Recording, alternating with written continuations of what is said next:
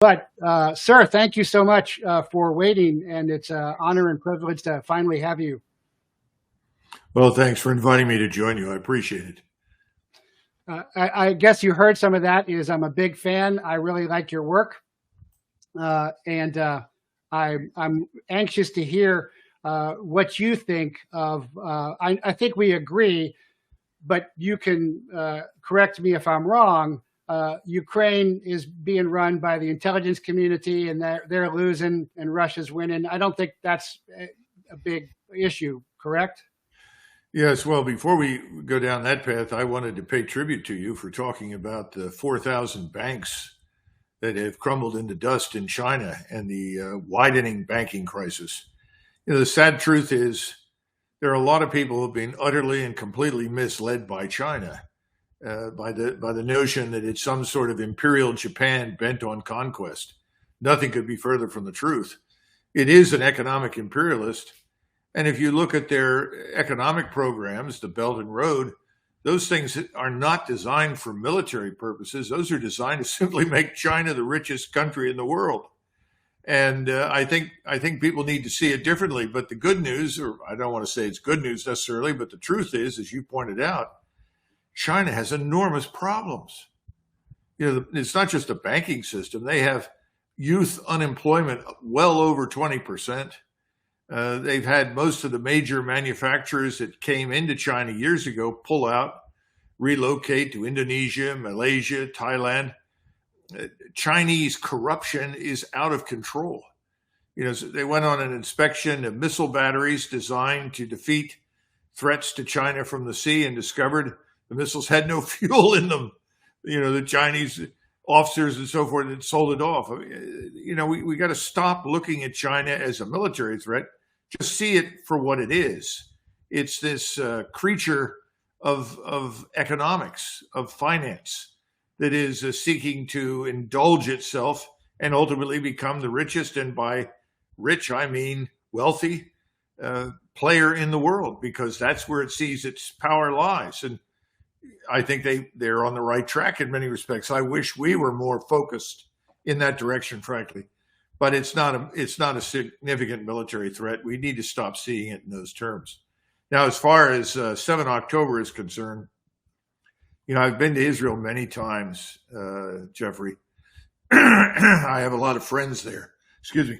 And I've worked with the Israeli Defense Force. I think very highly of them.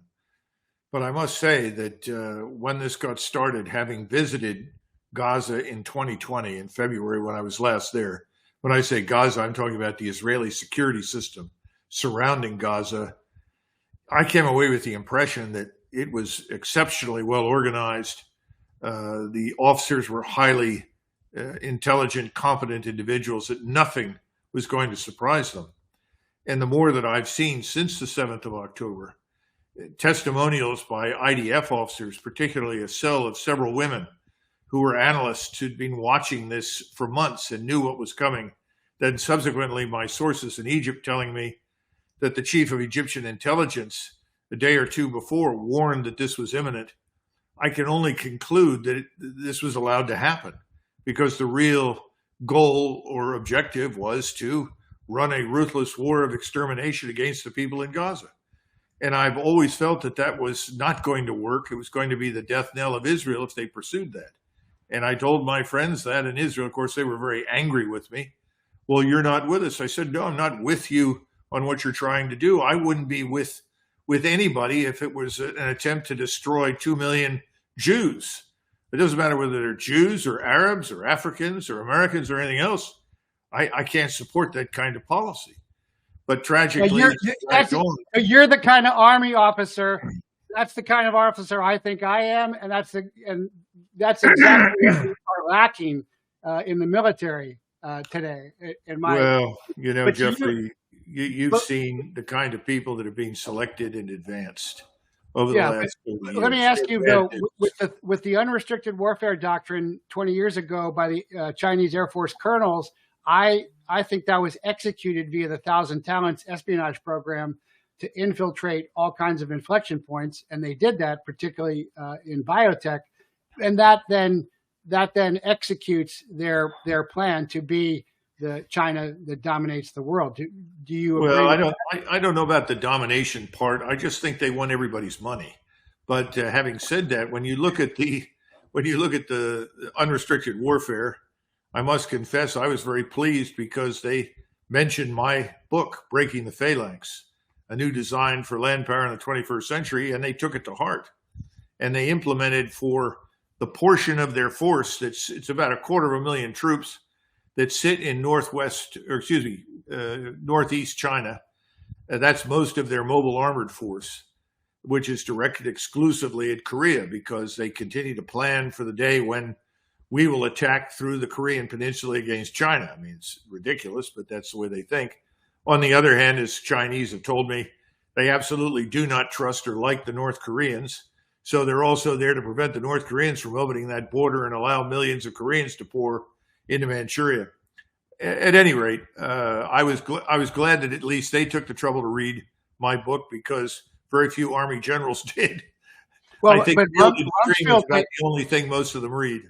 Rumsfeld paid attention to it, didn't he? Well, he did initially, but then he became caught up in this tragic and pointless occupation of Iraq. Yeah. And what he wanted me to do, and I did this with Newt Gingrich, was plan the rapid offensive to Baghdad, toppling the government and then replacing the government, ultimately with a new group of people that would be propped up by the Iraqi army and government. We had no intention of dismantling the Iraqi army. In fact, we wanted the Iraqi army to go with us because we saw that as a force for stability. And I can tell you that nobody that I talked to in the U.S. Army that had anything to do with the invasion of Iraq in 2003 planned for the occupation because we all knew it was doomed to fail if we did. And, sadly, that was overturned largely by Paul Wolfowitz with Dick Cheney's help, and the rest is history. And that's the point where it became clear to me that my job was over, and the next year I retired. They were no longer interested in listening to anything I had to say because my advice was pretty routinely, well, I think we ought to get out. I was activated by DIA 03 to 04, and I was I knew all the WMD guys, the WMD guys that were escorting the scientists looking, and it was all nothing. Well, the truth, Jeffrey, is that the WMD argument was used. But ultimately, the rationale that was presented to me behind closed doors was we know that the sanctions on Iraq are going to be lifted. That's coming. Everyone wants them lifted, the French, the Russians, Chinese, and so forth. And we're concerned that once those sanctions are lifted and the cash flows back into Iraq, that Saddam Hussein will return to his old practices and try to build weapons of mass destruction that he can use against Israel or Iran or both. And the feeling was, we can't let this happen. Now, I don't know why people were not simply told that, but the WMD argument, unfortunately, became the justification. And as you rightly point out, nothing was found. Well, that's fascinating, your take on that, because I was certainly at a much lower level. But I really want to get into your take on the failed assassination attempt. I think you heard my take because I was DIA. I was also DEA. I've worked lots of protection details. This is clearly a setup. And I think the deep state, which I call the intelligence community, and the global cabal is the Five Eyes and Seven Eyes, who run a dark economy via diplomatic pouch of drugs, people, and weapons. And there's plenty of people besides me that have pointed this out, invested a lot in this attempt, and they gambled big and they lost big. But I don't know what you think about all that. Well, I suspect you may be more knowledgeable about it than I am. I'm only aware of what I've read from multiple sources. I don't have any inside sources in the Secret Service or anywhere else to tell me anything. One of the things I can point out, though, is I'm from Pennsylvania, and the Pennsylvania State Police is a very good organization. At least it was when I was growing up there and lived there. And they have within the state police very well highly trained people designed to protect VIPs. they also have something called a bomb squad, which is normally on hand for these kinds of events. For some reason, it wasn't on hand. And the people that are most well trained for the purpose of protecting the VIP were not there. I found that very strange. And, I don't know if you. I don't know if you've seen the photos of the reaction. They're trying to get through the fence. There's a Secret Service guy, and then there's a bunch of. It looks like Butler. They can't get through the fence because they had no plan to get up on there quickly. But you're right. I've worked with a lot of DPS in different states. They're very capable. In fact, I argue for some kind of state guard or counterintelligence unit at the state level to counter the FBI influence at this point. And I work with several, I'm trying to work with several attorneys generals and governors about that. But you're right, they could have been capable. But did you know that the Butler, Pennsylvania police chief had just retired a month before? And why would you retire if you could cap off your career with, yeah, I handled the Trump rally? It'd be a great little, I'd get a photo, put it up on your I Love Me shelf there, you have his why would he retire early unless he was warned off or waved off? Well, you're making a good point. Let's be frank. A lot of this simply doesn't add up to just incompetence. Although I think there's also plenty of evidence for incompetence, there's more to it. The sad part is if you turn to the Federal Bureau of Investigation and expect to get an analysis out of them and an investigation led by Director Wray, who works for Merrick Garland, forget it.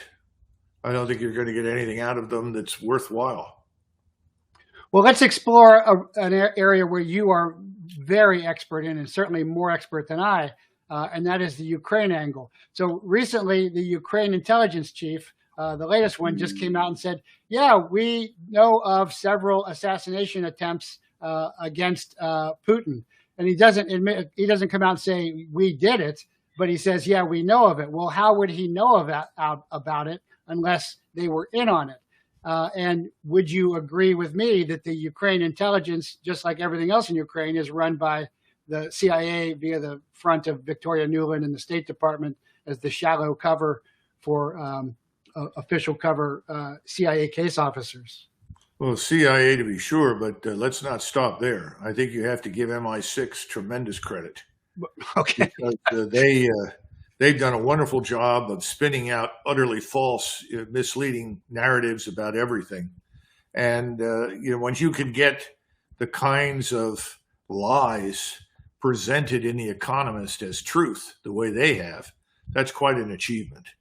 So right now, all of the major outlets, media-wise, in the West are effectively compromised, infiltrated, and controlled by various intelligence agencies. But I think MI6 is probably even more aggressive than the CIA in many respects. If you look at a lot of the security around Zelensky that's foreign, it's frequently British. You look at the SAS, we do a number of things, but they're far more adventurous and they're not risk averse at all. Yes, yeah, that's right. Yeah. So when you look at the long range strikes that go in and the use of unmanned aircraft, the use of mines at sea, the British have quite a hand in all of this, tragically. And I worry about it because I don't think the British people have the slightest idea what the truth is or what's going on. They have a few people trying to talk sense to them, but it doesn't matter. They have a uniparty problem, much like ourselves. I think you're right. Lots of experience with special forces and some with SAS, and it's not that our Green Berets are any less capable, but they just don't have the constraints on them that our guys do. I'm trying to think of the squadron commander who said, what's wrong with this picture? We couldn't find bin Laden for years, and a college dropout goes over and shakes his hand. I can't think of his name. Right, he wrote a great book, "The Mission, the Men, and Me." Another great officer. But yeah, I agree with you totally on that account. But what do you make of Zelensky all of a sudden reversing course and saying, "Yeah, sure, we'll come to the table with Russia" right after the failed assassination attempt? Well, I think that Zelensky knows that his days are numbered. He's lucky to be alive. Yeah. I'm surprised, and I think people in Moscow are surprised that more Ukrainian senior leaders have not intervened to stop this war. But I think most of them are on the payroll. When you look at the numbers of people in the Ukrainian military at the top who receive tens of thousands, even millions of dollars, they're unwilling to give up that income. Now, where does it all go? I suppose it ends up in Cyprus, Albania, Switzerland, any number of different places. But I think that's part of the problem. I think Zelensky simply knows his days are numbered, and he's trying to figure out, how do I get out of this with my life intact? Yeah, yeah, I think so too. I think that's about it. And I wouldn't, I wouldn't impute too much sophistication to it. Was he aware of a probable assassination attempt? Who knows? But we all know that President Trump has been under threat of assassination for a long time. He knows that. And, I give him great credit for having stood the course and gone through this. And I'm glad that he, was missed, so to say. But I don't think it's over. And I wouldn't be surprised if there weren't future attempts. And by the way, there were attempts to kill RFK Jr. Yeah, no. Points out. Publicly, there's not. This is the 9th attempt. I know there were others, but the 8th attempt was by the Michigan group to kidnap Governor Whitmer, and we all know who was behind that. That was the FBI. So we've got this. We've got the Ukrainian intelligence admitting almost that they tried to kill Putin, and we've got the previous assassination attempt run by the FBI. I don't think there's a lot of stretch here to connect it. Plus, there's 2 sniper teams on the roof. Both of them had a view. The other team moved a little bit to get a better view. And as I've just broken, I have sources now telling me that Jonathan Willis is an actual Secret Service officer, not an agent. That was my problem with his statement. I'm the officer. And that's just like, I wouldn't, if I was a SEAL, I wouldn't say I'm a soldier. I'd say I'm a sailor, but that's been corrected and verified. So to me, all these pieces fit clearly together. Would you agree that if the deep state is not surrendering, they are at least staggering? If you understand my terms. No, I understand your terms. I think that we have to keep something in mind. We're all talking about elections, yet no one discusses election integrity. And the problem is that nothing has changed since 2020. So, for instance, in those states where you have this motor voter registration, you can be a legal alien or an illegal alien, and you can get a driver's license. Your name goes into the system, and a ballot is spat out in the future for your use, absentee or otherwise. This is insane. We can't do business this way. No one will stand up and say, look, we've got to do the following. First of all, if we want to have 2 days of voting, we can have 2 days of voting. We can do it over a weekend. That's not the issue. The issue is that it's one person, one ballot. You've got to show up in person, fill out the ballot, turn it in. But before you are allowed to vote, you once again confirm beyond suspicion that you are an American citizen and a legal resident of the area where you're voting. If we need more polls, then let's have more polls. In other words, we've got to get past this nonsense that, Granny so-and-so is 90. She's still sound mentally. She wants to vote. So we got to get her an absentee ballot. No, we don't. Sorry. If you can't get there on your own power, the hell with it. You're not going to get to vote. Bad news. Sorry. Those are the facts. We've got to go back to the original idea. The only reason we have absentee ballots today, and I'm sure you're aware of this, Jeffrey, is that during the Civil War, decision was made in 1864. We've got hundreds of thousands of American soldiers out there. They should have a right to vote in the election. Remember, McClellan and Lincoln were running against each other, and they voted overwhelmingly for Lincoln, who wanted to continue the war and win it. Well, we got to go back to that system. That was an exceptional set of circumstances. If you're serving in the irregular armed forces overseas, or you're a reservist on active duty, you're outside the country, yes, you get a ballot from your chain of command. But otherwise, forget it. We really have to go back to that. I don't hear anybody on either side standing up and saying this. Well, CISA, Cyber Infrastructure Security Agency, and DoD have farmed their ballot systems out to foreign enterprises, Cytel and Dominion, and that's the proof is all over the place. The prosecution's the problem, but those are clearly being able to be remotely accessed, especially for American military deployed.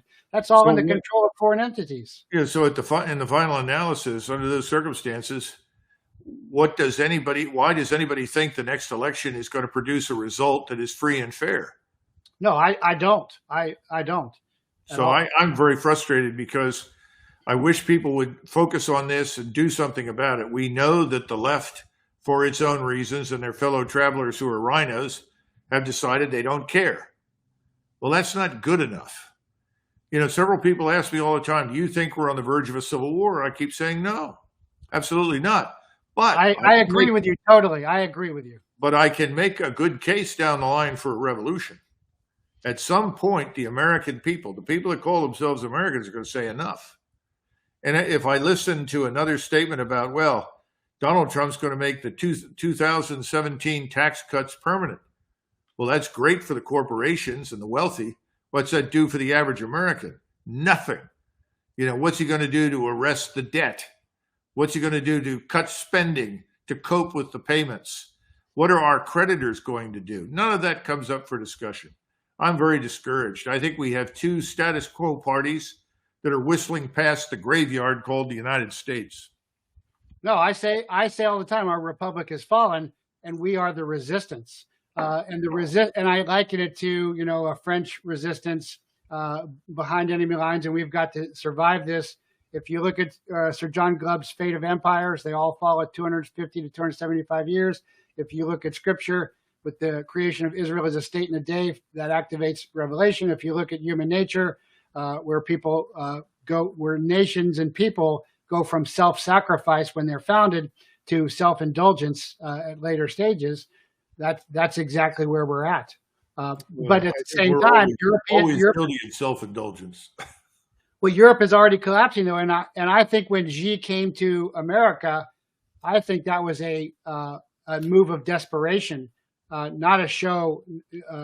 And I think that was for his domestic audience. I think that was to shore up domestically his weakening power base. And I forgot to ask you about that. So let's go back to that for a second. Well, I can't say with certainty, but I think you're onto something. I keep trying to tell people there are at least 4 versions of the United States inside China, 1.4 billion people. Anybody who thinks that Xi has perfect control over 1.4 billion people is a fool. Yeah. He's got huge problems back and forth across the borders with smuggling and organized crime and criminality. And the Chinese are by nature not violent. But when it comes to crime, white collar crime, there's nobody that can hold a candle to them. They're brilliant. And people are talking about these Chinese men who are coming here. Well, half of them are wanted by the Chinese authorities because they're guilty of this white collar crime. The other half are leaving because they don't see any future for themselves over there. But they're not coming here organized to overthrow us. That's a lot of nonsense.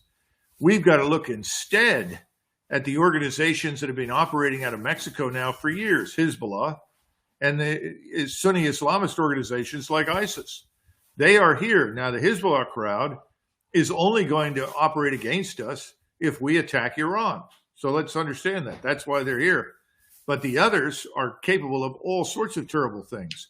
We haven't even begun to discuss the problem with criminality inside the country. Somebody said, well, if we close the borders and restore the rule of law, will that end the drug problem? I said, no.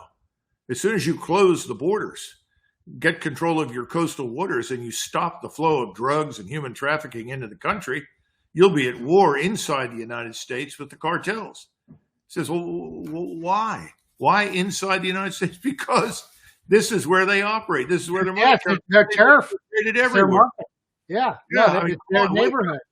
If something is going to happen that is bad for the cartels, there are people in Washington working for them that will inform them. I mean, that's where we are. So we're in for a fight in the future, right here inside our own country, to crush that criminality, and that's going to take a lot. It's going to take a whole lot more than the police.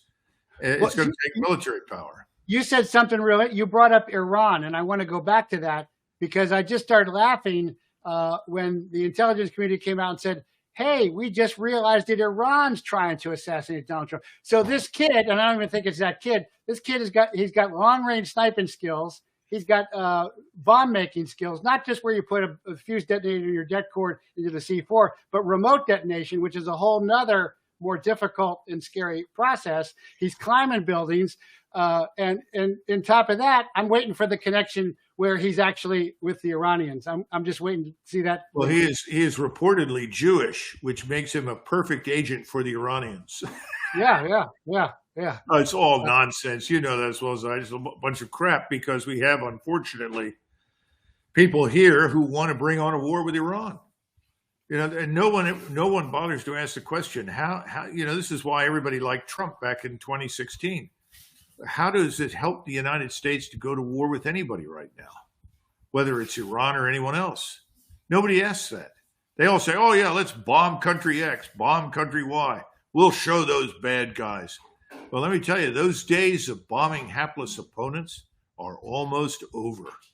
Now you're dealing with people with real capability. And if you don't think the war is coming to American soil, wake up.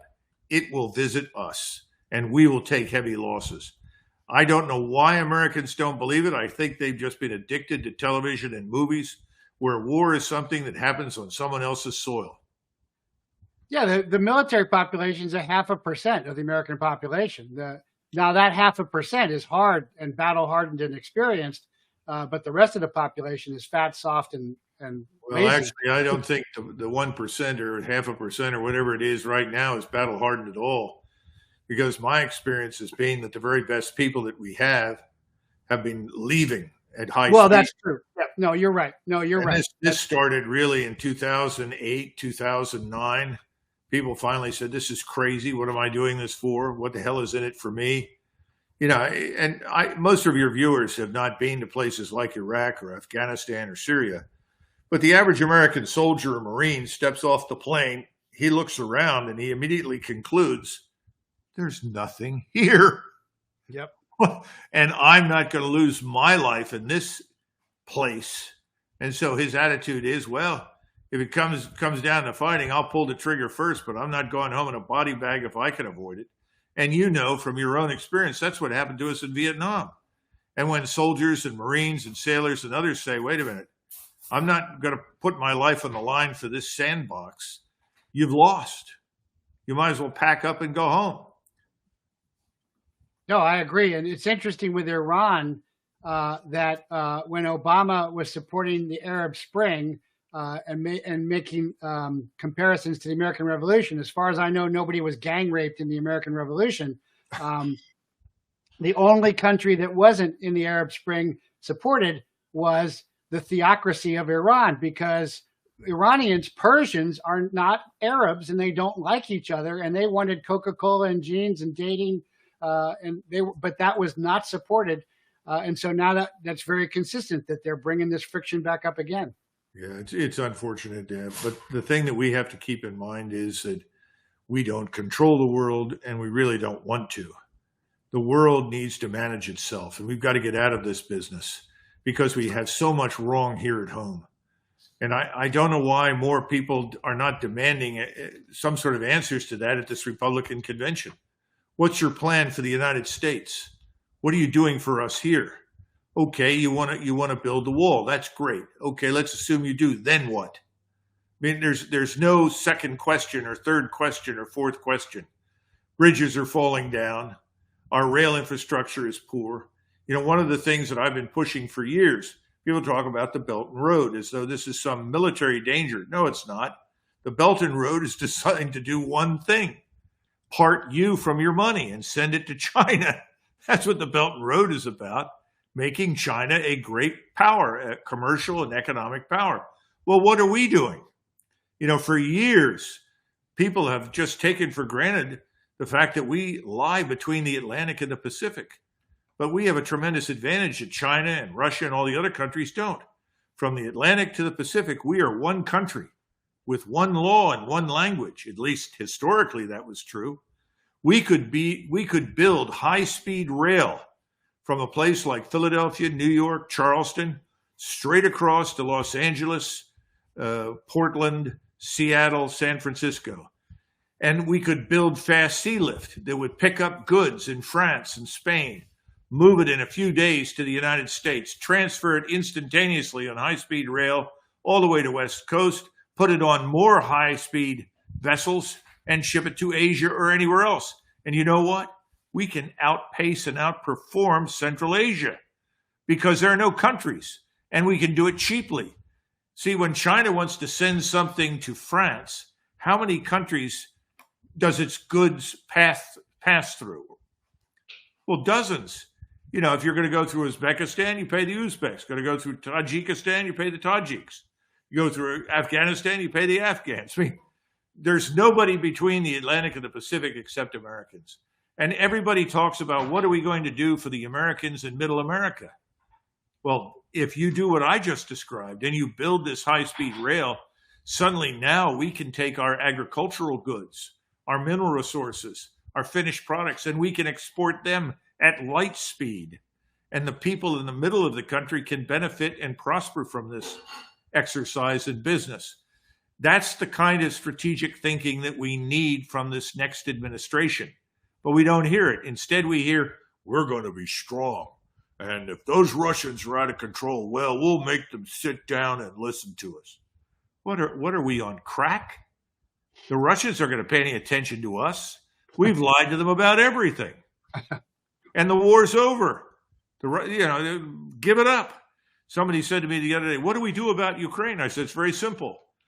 You suspend all military aid to Ukraine immediately. Number one. Number two, you remove all U.S. personnel in and out of uniform from Ukraine immediately. Those things happen right away. Then the next step is you turn to NATO and say, NATO, from now on, you have to pick a 4-star to command NATO who is not an American. We'll be happy to backstop you. We'll support you, but we are no longer going to be your first responder. That's your problem. Now that makes sense. That makes sense in this world. The world has changed from when you and I were growing up. We were still growing up in the shadow of the Second World War. Technology was different. You had to have large forces forward. If you didn't have large forces forward, there wasn't much you can do. Today, whatever you put forward is gone in the first opening minutes of any crisis or conflict. It no longer makes any sense. Precision-guided missiles and munitions linked to space-based intelligence, surveillance, reconnaissance have changed warfare. We need to wake up, smell the coffee, make the changes that are appropriate. Nobody is talking about that. And our biggest expense is this $1 trillion defense budget. We haven't even talked about the entitlements, which of course are all bankrupt. They have to be dealt with. Nobody is talking about anything that is important to the American people right now. No, I agree with you. And, Trump went to military school, and at least Vance was a Marine, but he's enthralled to the pharmaceutical. Well, he was also, I think Senator Vance was in public affairs while he was in the Marine Corps. Oh, okay. Well, so I want to ask you about. It does make a difference what you do. Well, I want to ask you about Russia's warning about long-range missiles on German soil. Then they're going to deploy Iskanders in Belarus, and that to me just looks like a reverse Cuban Missile Crisis because the guys that run Joe's Pedos, as I say, are doing the exact opposite of everything you are saying, and yes. So this looks like a reverse Cuban Missile Crisis, but at the same time. And I don't hear you use this terminology, but I do a lot, and General Flynn does, is fifth generation warfare, where conventional nukes are really irrelevant. Conventional forces are really irrelevant to the fifth generation warfare that's going on. unless you're like Putin and you commit third generation warfare against the fifth generation, and then that's why you see what's happening in Ukraine. And you don't have to use that terminology, but I'm just kind of curious about how you see what I see as a provocation, a clear reverse Cuban Missile Crisis provocation to Russia to bring that center stage, even though that's not how I really see warfare anymore. But I'd love to hear your. Well, I don't subscribe to the Marxist-like generations of warfare, so I simply don't. Oh, okay. I never have. If you go back to the Cuban Missile Crisis, the Russians ultimately withdrew. Why did they withdraw? They didn't withdraw because Kennedy said privately, I'll pull these useless nuclear bombs that I have in Turkey out. That's not why they withdrew. They ultimately withdrew strategically because they cannot win a fight with us sitting in the Caribbean. Yeah. We cannot win a fight with Russia sitting in Eastern Europe. These are facts. No, nobody can. Nobody can win that fight against Russia. Well, the bottom line is that, why would you want to? Especially when you're dealing with Russia that doesn't really want to be bothered either. I remember when this whole business started, people running around and said, oh, well, look at Russia. Its army's too small. These people aren't competent. They can't possibly succeed. And then about 6 months, 12 months later, oh, Putin wants to march on Warsaw. He's going to conquer Eastern Europe. Look, you can't have it both ways, okay? Russia did have a small army because its army was exclusively designed for territorial defense. There was no intention to invade Eastern Europe. There was no interest in going into Ukraine. Well, I'll go even further. You need a small army because the territory itself is the defense. To some extent, except that you're still going to need an army because you're going to face an army. Well, yeah, but I mean, and if you don't have conventional forces, the Russian ultimately, winter, there is an unhealthy predisposition to turn to nuclear weapons. And my view of nuclear weapons is very straightforward. There's no such thing as a tactical nuclear weapon. Any nuclear weapon leads to escalation. Because if you're dealing with another nuclear power, that nuclear power has to decide quickly, do I simply say, oh, don't pay attention to that. That's only a 5 kiloton nuclear disaster. That's okay. We'll wait. Or do you conclude, my God, they've used a nuclear weapon. We better use what we have before we lose it. In other words, the use of any nuclear weapon is on the edge of the abyss. We need to walk away from it. That's another reason you need conventional weapons. But the bottom line is that from a strategic vantage point, it would be just as stupid if we decided that we were going to fight China and we thought we could win from the sea. Of course not. It's absurd. So then the question is, are we going to field an army of 2 or 3 million to invade it from Vietnam? I mean, assuming the Vietnamese are going to welcome 2 or 3 million American soldiers into their country. The whole thing is insane. So we've got to get out of this constant war business. We've got to step back and say, look, we need to build whatever we think is prudent for our national defense. And what does that mean? We're talking about the United States, its territories, and those strategic interests that are vital. Now, what are they? Well, we want access to the global commons, space, air, ocean, so forth. But we're not interested in conquering anybody else's territory. We don't want any more territory. We don't want any more foreigners than we've got already inside our borders. So forget it. All we need is what we think is reasonable for our defense. But that means that you give up on offensive warfare. You abandon this phony crusade to forcibly convert the world to America's notions of liberal democracy at gunpoint. Well, that was always nonsense anyway. That failed miserably in Vietnam. I mean, you saw that. I remember as a child, this wonderful movie Stanley Kubrick came out with called Full Metal Jacket, where you have a Marine general talking to the Marine who's the public affairs Marine with his weapon. And he says, inside every Vietnamese is an American trying to get out. Get on the bus. Join the winning team. It's insane. This is the same stupidity over and over. I listened to Abizaid, who was the 4-star at the time in Iraq in 2004. And he's saying, well, if we don't fight them here and now and win, we'll be fighting them in the United States. Well, he, in a kind of bizarre way, he turned out to be right, but that's because we let them in. Not because they had any way to get here or because they had any aspirations to come here. I mean, all of this is the same old worn out interventionist nonsense designed to distract the American people from what they're doing here at home, which is bankrupting us and destroying our country. Well, I agree with all that, but I'm fascinated that you don't like the generation of war theory. You say it's Marxist. So please, it is expound on that a little bit. It is. It's Marxism. Marx was very good from a vantage point of historical analysis. The problem is he extrapolated to the future and he was completely wrong. You're talking about the Industrial Revolution. Yeah, all those things. Yeah, but the problem is with this generations of warfare, every time you introduce a new technology, you have influence over how you conduct warfare. That's always the case. Warfare has to adapt to the use of new technology. But if you look carefully at the kinds of arguments that people were making, look how effective the boys in bed sheets with AK-47s and mines are against this big, ineffective army. Well, I've got news for you. The army doesn't have to be ineffective. If you're willing to do what the Israelis have done in Gaza, you can stop it very quickly.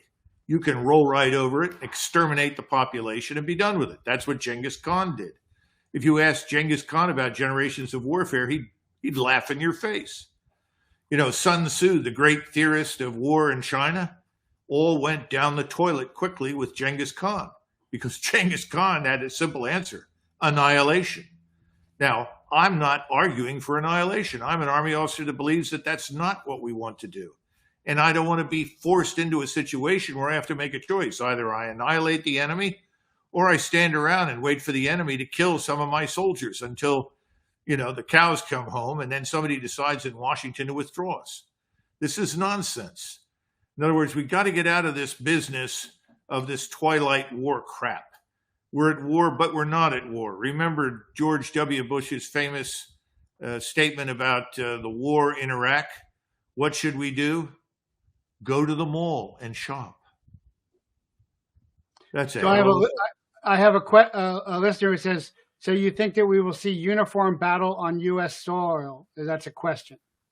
Well, you're going to see battles on U.S. soil because of the criminality that I discussed earlier, the cartels. Your cities have fallen into the grip of criminality. Right. Yeah, there are just thousands of them. There's battles now. It's just that they're not in uniform. Yes. So I don't think, would you agree then, they're not going to be in uniform, but you're going to see more and more battles in the cities. Now he's asking, could we be invaded by somebody else? I think that possibility is remote. Abraham Lincoln made that comment during the Civil War. He said, we don't have to worry about anybody invading the United States. We'll be the authors of our own destruction. And he was right. We can only destroy ourselves. And that's what we've been doing. With the UN and the Department of State bringing the Darien UN camps, we've actually done it. The government has actually brought everybody in. Of course. Had to feed them and give them phones and credit cards and everything else. Yes, and we've all stood around and listened to Mr. Mayorkas tell us that we're wrong. And none of that is true, and yet he's been in the forefront of promoting all of it. He was on the board of Hebrew Immigrant Aid Society before he took his current job. They've had a major role down there in Central America, down in Darien. I'm sure you must have heard Michael Yon talk about these camps. Michael's a good friend of mine. Yeah. So, he's written the book on this subject. The problem is most Americans have not really paid attention. The problem is very simple. We're a large country, and there are too many Americans who say, well, it's not too bad here where I live. Things seem to be okay. So why should I get excited about that? Then you have another group of Americans that say, well, that would be very mean if we went into towns and cities and executed drug dealers. Let me tell you, talk to parents who have lost children to fentanyl. And they ask me, Colonel Macgregor, what would you do? I would execute drug dealers. And these people say, oh, thank God. Have you heard anybody in the political environment say that? Oh, no. That's barbarous. Well, I'll tell you what's barbarous. 110, 120,000 Americans dying every year from fentanyl poisoning. That's barbarous. We need to Inside other stop it. drugs. It was Yes. even at West Point. So I delineate the precursors coming from China to the west coast of Mexico to be assembled. That's a straight bioweapon masking as a drug cartel product, is what I think. We've even seen West Point cadets who were taking cocaine laced with fentanyl. Well, now you realize why the Chinese remind us on a routine basis about the opium wars.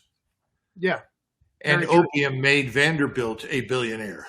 He Very was true. heavily engaged in the opium trade. So were many other wealthy people at the time.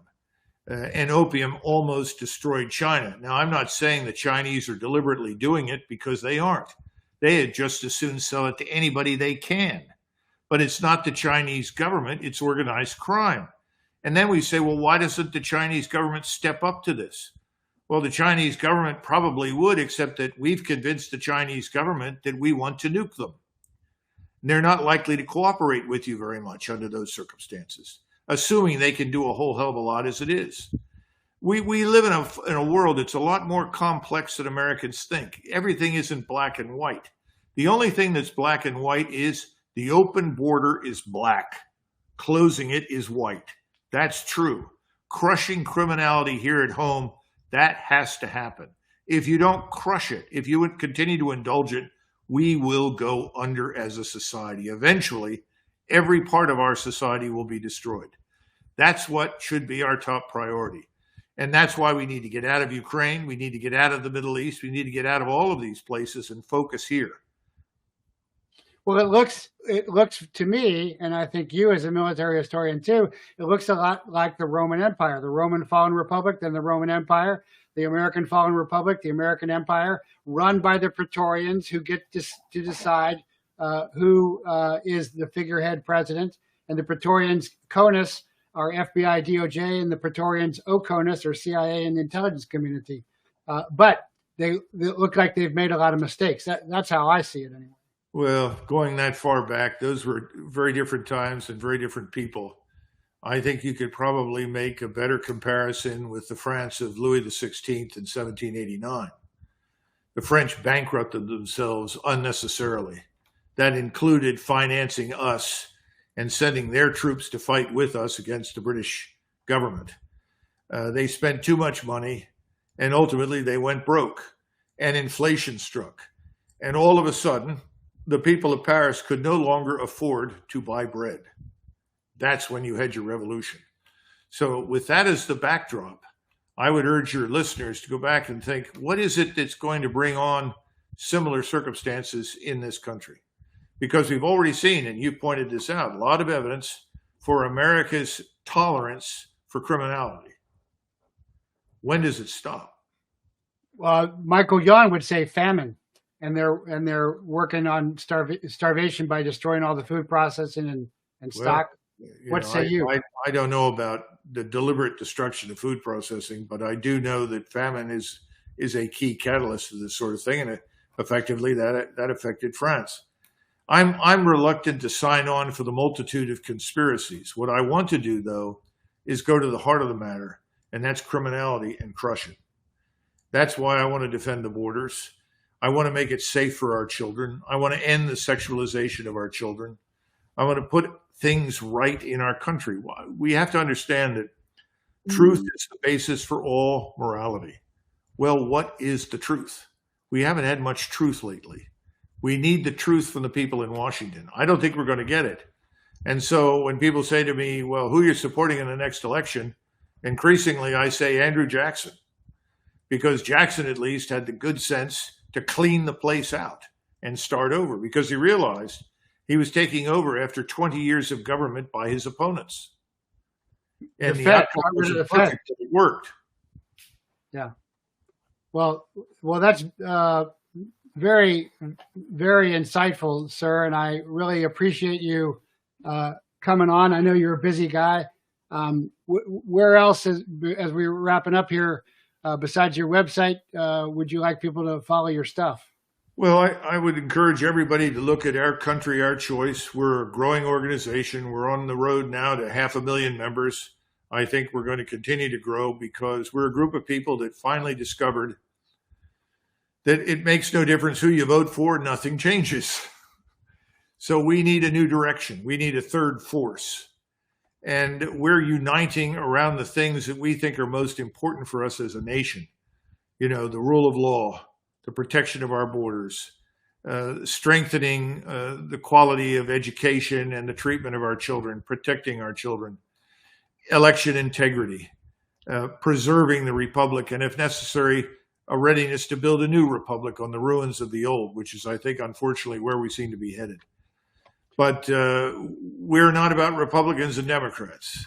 We want people to come over. We want to encourage them to join us. We want unity across party lines, because I grew up with Democrats in the 1950s and 60s, and they were nothing like the people they're running the show today. They were great Americans. They were patriots.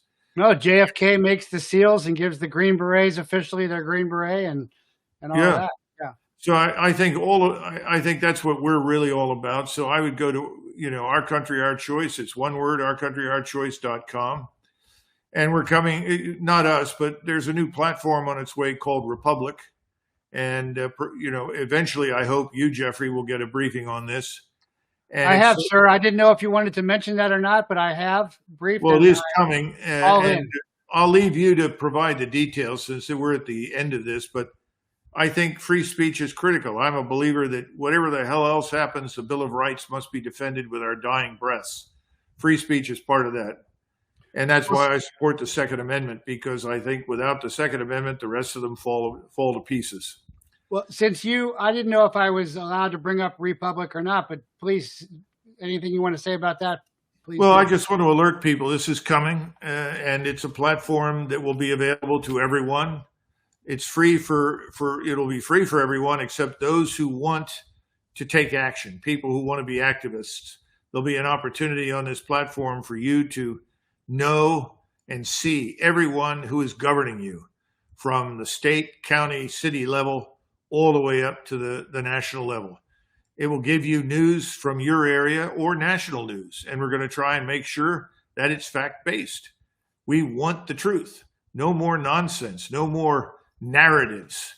And that's what we want to provide. And you, as an activist, if you decide to become one and join it directly, then you'll have the opportunity to use the tools that are there. I'm in. I've already joined. I'm all in. Well, the bottom line is that I think this is a ticket to more than just free speech. I think it's a ticket to reinvigorating the republic, putting life back into it, because there's so many people, and you know this, Jeffrey, that are so discouraged. And I tell them all the time, you are not alone. There are millions like you, and this is the platform where you can meet. And I think it'll work, but time will tell. No, well, thank you, Jeffrey, for inviting me to be with you. I really appreciate it. No, thank you, sir. I really appreciate it. And yeah, I'm already signed up. I'm all in. I've had a briefing. I think it looks really impressive. And I'm going to be on there, and I'm going to have my Team America on there as well. I just didn't know if we were talking about that here yet, but thank you. I just thought I'd bring it up. I'm very hopeful. Oh, me too. Me too. All right, sir. Well, thank you so much. I really appreciate it. And I'd love to have you back sometime. God bless everybody. God bless everybody. Okay, so there's a great Colonel Douglas Macgregor.